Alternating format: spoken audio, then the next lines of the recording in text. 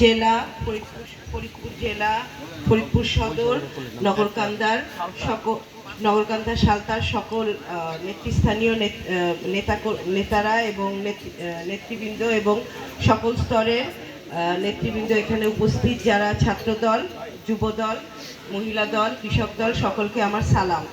আসলে সময়ও কম, আমি আপনাদের এখানে আসছি একটা অনুরোধ নিয়ে, যে আপনারা 12 তারিখ আমাদের সামনে খালি একটাই কথা, 12ই নভেম্বর প্রমাণিত হবে ইনশাআল্লাহ ফরিদপুরের ঘাটি ধানের শীষের ঘাটি, ফরিদপুরের মাটি ধানের শীষের ঘাটি। এবং আমরা নগরকান্দার থেকে, কারণ নগরকান্দার থেকে ফরিদপুর অত্যন্ত নিকটবর্তী, সবচেয়ে নিকটে হলো নগরকান্দা, সেই জন্য আমরা এখান থেকে আশা করছি যে সবচেয়ে বেশি মানুষ এখান থেকে যাবে। এবং ইনশাল্লাহ আপনারা এখান থেকে শুধু যাবেন ফরিদপুরে, বাকিটা দায়িত্ব আমরা করব ফরিদপুর থেকে।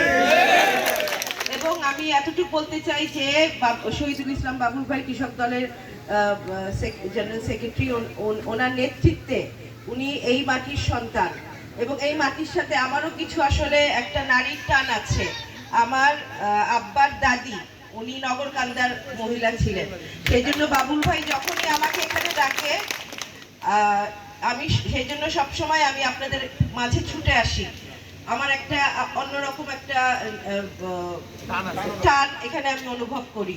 তো আমি আশা করব বাবুল ভাইয়ের নেতৃত্বে আপনারা নগরকান্দা সালতার সকল মানুষ এই অন্যায়ের বিরুদ্ধে, এই সরকারের অন্যায়ের বিরুদ্ধে প্রতিবাদ জানাতে 12 তারিখ আপনারা ফরিদপুর সদরে আসবেন এবং আমরা সেখানে আপনাদেরকে স্বাগত জানাবো।